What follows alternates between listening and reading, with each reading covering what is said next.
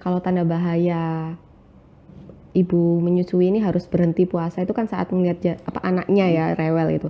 Nah, supaya nggak sampai kejadian kayak gitu, Bu, ada tips khusus nggak? Kalau tips khusus ibu tetap berpuasa, misalnya ibunya waktu netekin, ibu perlu tahu, awasi bayinya. Ketika bayinya sudah mulai rewel, dia sudah gelisah, dia tidak mau tidur, itu sudah pertanda bahwa bayi ini kurang asupan nutrisi, maka segera batalkan. Biasanya ASI sendiri, produksi ASI itu kan dipengaruhi karena faktor stres. Jadi harapannya ketika ibu puasa, jangan stres, makan apapun boleh, insya Allah ASI-nya juga akan lancar dan bayinya juga akan puas ketika menyusu ibunya.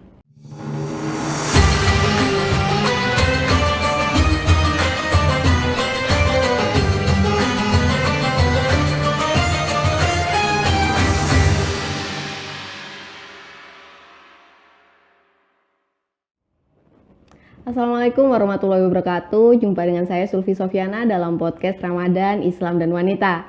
Setelah sebelumnya bersama saya membahas topik khusus tentang ibu hamil, dan sekarang kita akan membahas tentang topik bagaimana ibu menyusui bisa sukses berpuasa selama Ramadan.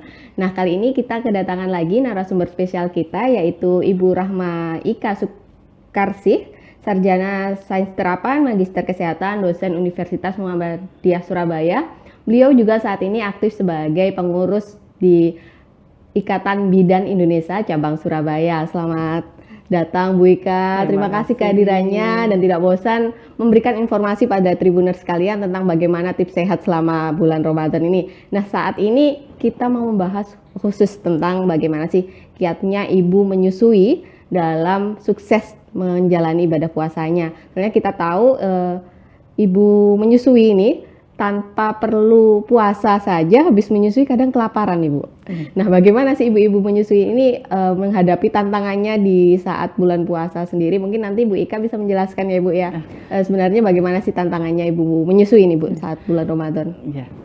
Nah, memang untuk pada bulan Ramadan ini memang kalau untuk ibu menyusui itu memang penuh dengan tantangan yang memang harus disiapkan secara baik fisik maupun mental. Kadang-kadang kita saja yang jam-jam 10 itu kan sudah mulai gitu ya, sudah mulai kelaparan. Apalagi ibu hamil yang setelah anaknya atau bayinya itu minta nenen, itu sudah lapar lagi. Jadi memang harus ada persiapan baik secara fisik dan mental ketika dalam Ramadan ini dalam masa menyusui. Tapi sebenarnya hukumnya bagaimana Bu untuk ibu menyusui? Apa ada keringanan tersendiri? Untuk ibu menyusui memang tidak ada kewajiban yang pasti ya Mbak ya, secara agama bahwa ibu menyusui harus berpuasa, tidak. Ketika ibunya memang tidak sanggup untuk berpuasa, tentunya dia bisa membayar fidyah. Tetapi ketika ibunya sanggup, anak saya bisa dicoba untuk dilatih, diajak berpuasa, bisa dilakukan itu. Tapi ada perkiraan nggak seorang anak ini aman diajak puasa gitu? Tidak ada. Biasanya kalau masih bayi terutama ya Mbak ya, terbayi masih 0-1 tahun di mana dia masih ASI eksklusif 0-6 bulan. Nah, itu kalau bisa ibu-ibu hamil, ibu menyusui tidaklah berpuasa. Kenapa? Karena asupan utama adalah ASI, dan kalau ibunya berpuasa tentunya di jam-jam tertentu akan mengalami penurunan ya, nutrisi yang diberikan ke bayi. Jadi bayinya juga akan rewel munculnya. Ngomongin asupan nutrisi berarti ada konsumsi khusus nih buat ibu menyusui atau gimana? Kalau saat hamil kan kita bahasnya bagaimana asupan ini terpenuhi untuk janin ya, masih di sini. Kalau saat menyusui gimana Bu? Sebenarnya untuk asupan tuh ya sama saja, cuman memang porsinya. Kalau kita tidak berpuasa itu kan memang habis menetei adalah rasa lapar, kita bisa makan. Nah, ini yang harus di stop gitu kan. Kita nggak bisa. Nah, ini kan perlu waktu ya, atau perlu pengendalian benar-benar. Saya tuh berpuasa kadang-kadang, aduh aku lapar tadi habis netekin bayinya menjadi objek sasaran. Nah, ini nggak boleh. Bahwa ya memang kita harus sadari sendiri bahwa Ramadan itu bulan penuh berkah, di mana kita itu menjalankan ibadah. Menetei pun, menyusui pun juga ibadah. Jadi kita harus paham kalau misalnya kita memang ini harus ya sudah, saya ibadah, dapat pahala, bahwa memang saya menetei harus kuat. Nah, tapi sentral untuk pengawasan itu bukan pada ibunya, tapi justru pada bayinya. Ketika bayinya sudah, ini pengalaman saja ya Mbak Sulfi ya, ketika saya menyusui, saya coba berpuasa. Ketika saya berpuasa, ASI itu banyak sekali kan, ketika kita pakai ASI murni ya, tanpa sulfur ya, itu kan produksinya melimpah ruah. Ketika habis ditetein, keluar lagi, lapar kita makan itu kan, karena memang kayak menetek itu kan transformasinya, transfernya dari makannya kita makan ke bayi kita. Tetapi ketika kita berpuasa, sekitar jam 2, jam 3, di atas jam 12 lah hitungannya, bayi itu sudah tidak mau lepas, ingin menyusutur, karena memang yang dikeluarkan itu sudah tidak ada nutrisinya, jadi dia merasa lapar hanya untuk kepuasan. Nah itu yang memang perlu dipersiapkan benar-benar ya. Itu terlihat dari anaknya waktu disusuin? Iya. Kan kadang bisa ada namanya ASI kan, ada yang isinya banyak protein aja, banyak gizinya, ada yang berupa cairannya gitu kan. Itu kelihatan dia lebih banyak gelisah gitu kan. Dia lebih banyak gelisah. Jadi kalau ketika memang dia pengalaman pribadi ya, waktu jam 2, jam 3 dia nenen, tapi suhu tubuhnya juga mulai agak meningkat. Oh ternyata ini nggak ada yang diisap cuman hanya untuk kepuasan saja, ternyata isinya juga sudah mulai habis. Kalau saya mikir ya memang benar sih, kalau jam 3 kita sendiri sudah mulai kelaparan gitu ya. Tapi ini bentuk mengajarkan gitu ya. Jadi kalau sudah suhu tubuhnya kok agak hangat gitu ya, saya pegang, wah ini saya nggak bisa buat puasa ini, saya harus makan. Jadi ngelihatnya ke janinnya ya, bukan bayinya. Bukan bayinya, bukan karena ibunya udah nggak harus nunggu ibunya sampai kepengen pingsan. Enggak, terus bayinya gimana nanti ya kan? Bener. Kalau misalnya bayinya sudah mulai rewel, sudah mulai kok ada satu hal yang enggak benar ya, dia enggak puas. Ketika bayi ketika menyusu dan merasa puas, dia tentunya dia akan tidur. Dia akan tenang, tidurnya nyenyak lama gitu ya, paling enggak 2 jam, 3 jam dia tidur. Berarti kan dia sudah konsumsinya ya seperti kita kan. Ketika kita kenyang, efeknya mesti ngantuk. Sama bayi pun juga begitu. Nah, ketika dia sudah tidur nyenyak, berarti kan asupan nutrisinya tercukupi. Kalau dia hanya terus ada rewel, suhu tubuhnya dia sudah mulai, berarti kan dia hanya ngisep puting aja yang nggak ada isinya. Cuma netek gitu netek doang dia, hanya untuk kepuasan fase kepuasan ketika dia menetek aja, tapi untuk nutrisinya nggak tersalurkan. Nah, itu yang harus segera dihentikan. Terus untuk asupannya sendiri kan sebenarnya biasa ya Bu ya, protein, serat begitu. Atau kita harus memilih serat khusus nih. Kalau ibu-ibu menyusui kan kadang bilang mau pakai sayur katuk gitu, atau mungkin pakai sayur kelor biar ASINya lancar. Terus bisa dibilang kita nyari yang power suplemen asli gitu loh. Power suplemen yang bagaimana ya? Kalau kita ngomong ini karena takutnya nanti ada satu produk yang kita ininya gitu ya. Jadi untuk ini Bu, maksudnya sayur bahan pangan yang super banget gitu loh, superfood. Sebenarnya bahan pangan semua yang ada di sekitar kita itu sudah cukup untuk suplemen bagi ibu menyusui, terutama daun katuk, daun-daun yang berwarna hijau yang memang tinggi kalori, tinggi ini ya Mbak ya, vitamin gitu ya bagi bayinya itu, terutama menghasilkan ASI. Ya, itu udah cukup. Karena pada dasarnya ASI sendiri, produksi ASI itu kan dipengaruhi karena faktor stres.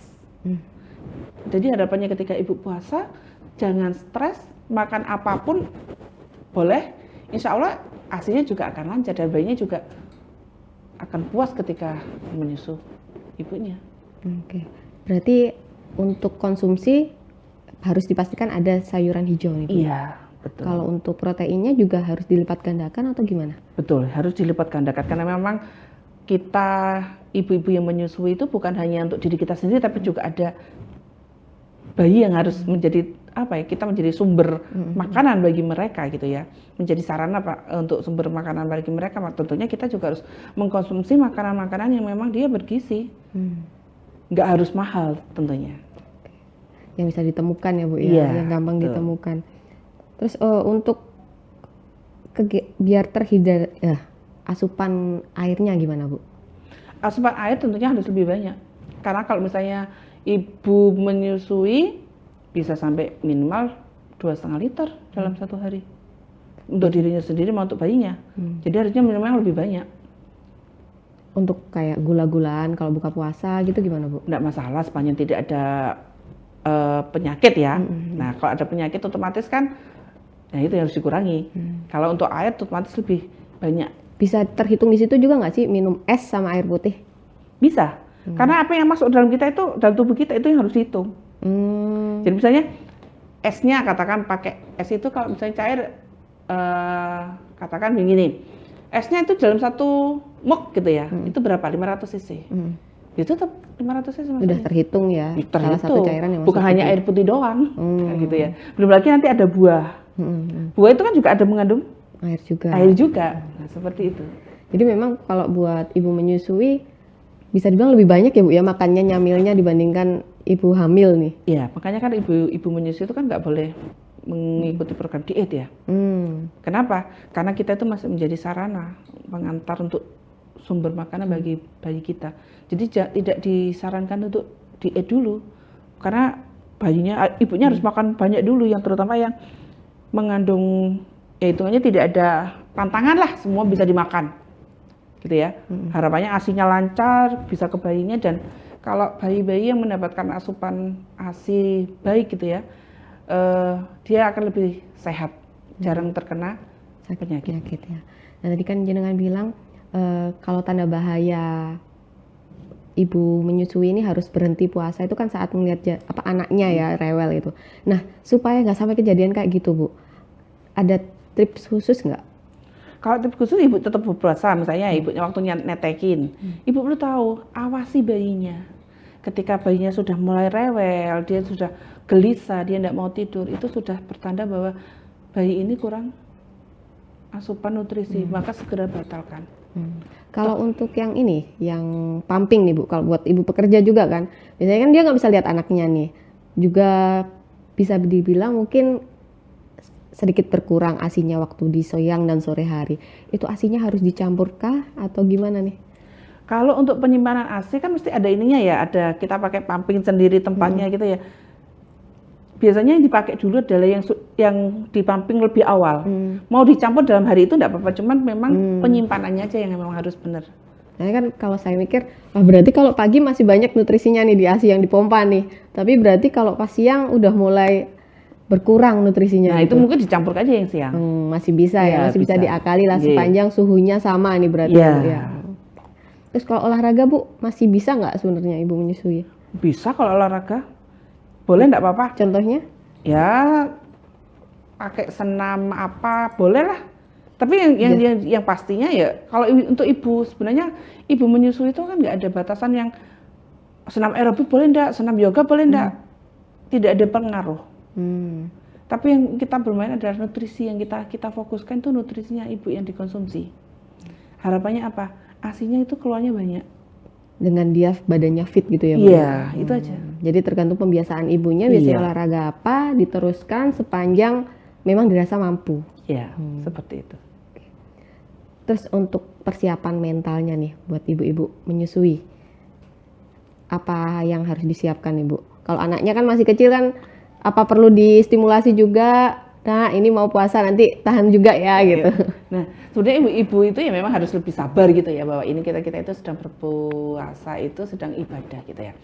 Pengelolaan manajemen stres, nah kuatkan bahwa saya sekarang itu beribadah harus kesabaran, dan itu akan membawa pahala gitu ya. Dan anak pun juga akan merasa terdidik. Anak itu kan sebenarnya kalau bayi kita itu mungkin diajak ngomong dia nggak bisa jawab, tetapi dia mengerti apa yang kita omongkan. Ayo nak, kita sekarang berpuasa ya, kita latih ya, adik kuat, mama juga kuat. Nah itu kan sudah menjadikan apa ya, ikatan antara ibu dan bayi. Tentang di tengah perjalanan tidak sanggup, udah kita lepaskan, kita hentikan puasa itu. Ternyata kita nggak kuat ya nak ya, besok kita coba lagi. Itu kan sudah apa ya, ikatan antar ibu dan anak itu kan lebih terjalin seperti itu. Kalau dukungan keluarga biasanya seperti apa Bu yang diperlukan untuk ibu menyusui? Dukungan keluarga tentunya ketika ibu menyusui ya keluarga harus ini, jangan sampai ketika di tengah perjalanan ibunya membatalkan, terus ada apa ya, judgementnya gitu. Judgement apa yang membuat ibu itu malah stres. Karena memang ketika lingkungan berpuasa terus dia sendiri tidak berpuasa, itu ada rasa saya itu mau makan, tapi sungkan gitu kan. Nah, sementara saya tidak makan, anak saya butuh menetei, anak saya butuh menyusu saya. Itu jangan terus dijudge, ternyata kamu kekuatanmu hanya seperti ini. Tidak, karena setiap orang itu memiliki kekuatan yang berbeda. Kondisi bayi pun juga berbeda. Jadi kalau sudah seperti itu, sudah letakkan, ayo makan. Jadi dukung dia. Ternyata perjuanganmu itu saat ini hanya sampai di level mungkin setengah hari. Sudah bagus itu, justru malah harus kita support. Bagus kamu, bayimu umur sekian, tapi kamu sudah bisa berpuasa walaupun hanya setengah hari. Nah, tapi kan di awalnya itu kan sudah ada banyak pujian. Walaupun di akhirnya ada satu daripada kamu enggak berpuasa ya. Nah, itu kan sudah ada, sudah negatifnya yang keluar. Kalau kamu tuh hebat. Kenapa? Sudah sanggup berpuasa walaupun hanya setengah hari. Besok dicoba lagi. Samanya ketika kita melakukan sesuatu, bayi berjalan aja butuh proses. Apalagi ibu hamil yang ibu menyusui ya, mohon maaf. Ibu menyusui yang dia harus berpuasa 24 jam, 14 jam, dia sambil menyusui. Nah itu kan juga butuh dukungan dan ini juga nggak sih mungkin waktu nyusuin malamnya atau waktu pumping malam lebih diingetin gitu keluarganya. Kalau malam lebih baik tidak usah pumping, justru malah langsung ngasih. Langsung ngasih. Kenapa? Kalau pumping itu ibunya akan lebih mengurangi waktu istirahatnya dia. Oke. Nah, kalau waktu istirahat berkurang tentunya ibunya juga akan merasa lelah, stres, ASI-nya juga akan berkurang. Justru malah kalau kenapa sih pumping itu di saat ibu dan bayi berposisi jauh, bisa disimpan, dimasukkan ke kulkas, bisa diberikan ketika ibunya jauh. Walaupun hanya sarananya saja yang berbeda. Dia pakai dot gitu kan, pakai botol gitu ya, atau disuapin. Tetapi ketika ibunya ya harapannya tetap harusnya dengan ibunya langsung. Kenapa? Dengan rangsangan lidah dari bayi dan dia netek langsung ke puting, ke ibunya langsung itu dapat merangsang oksitosin untuk meningkatkan produksi ASI-nya. Jadi nggak usah kalau dekat bayi nggak usah dipumping lagi, langsung kalau bahasa Jawanya itu ngejel. ngejel gitu. Nah, betul seperti itu. Benar-benar. Jadi memang sebenarnya bukan puasa yang menjadi halangan buat ibu menyusui ya Bu ya. Tapi manajemen stresnya juga ya. Iya, perlu bisa jadi puasanya asupan gizinya sudah ideal, olahraganya ideal, tapi kalau ibunya stres tertekan selama puasa itu juga nggak baik juga ya. Karena akan berpengaruh pada produksi ASI-nya. Bu, ada pesan khusus nggak sih buat ibu-ibu menyusui ini supaya bisa tetap optimal menyusui, optimal puasa tanpa mengganggu ikatannya dengan anak juga dan juga asupannya tetap lancar gitu Bu? Ya, tipsnya seperti ini. Ketika ibu menyusui itu akan berpuasa, pastikan nutrisinya terpenuhi, terutama konsumsi cairan dan makanan yang bergizi. Jalin hubungan kedekatan dengan bayi kita bahwa kita besok akan melakukan ibadah supaya bayi kita mengerti. Tetapi perlu diwaspadai ketika di jam-jam tertentu bayinya sudah mulai ada ketidakberesan, misalnya rewel, dia sudah mulai tidak bisa tidur nyenyak. Nah itu ibunya segera untuk membatalkan puasa dan segera penuhi asupan nutrisinya, makan, istirahat yang cukup untuk bisa menyusui lagi. Besok kita coba lagi, ibaratnya seperti kita bermain gambling gitu ya. Kalau hari ini gagal, mungkin hari ini saya belum beruntung, mungkin besok saya akan bisa beruntung, bisa sampai full 1 hari berpuasa. Terus pesannya buat ibu-ibu yang mungkin punya halangan untuk untuk puasa gitu Bu, apa sih supportnya nih Bu? Jangan kecil hati, mungkin saat ini kita memang belum ya Bu ya untuk berpuasa, tapi insya Allah percayakan pada diri sendiri bahwa suatu saat nanti ibu akan bisa melakukan puasa sambil menyusui, seperti itu. Oke. Terima kasih sekali ya Bu ya, wawasan motivasinya pada para Tribuners sekalian. Jika di keluarga ada ibu menyusui, harus tetap menjadi support system karena menyusui ini bukan hanya asal asupan gizi aja ya Bu ya, dukungan emosional dan psikis juga dibutuhkan dari keluarga. Sekian Tribuners podcast kita di Ramadan Islam dan Wanita kali ini. Terima kasih Bu Ika atas waktunya. Semoga lain waktu kita bisa memberikan informasi yang lebih bermanfaat dan bermanfaat sekalian untuk Tribuners. Nah demikian, jumpa lagi pada tema selanjutnya. Terima kasih. Wassalamualaikum warahmatullahi wabarakatuh.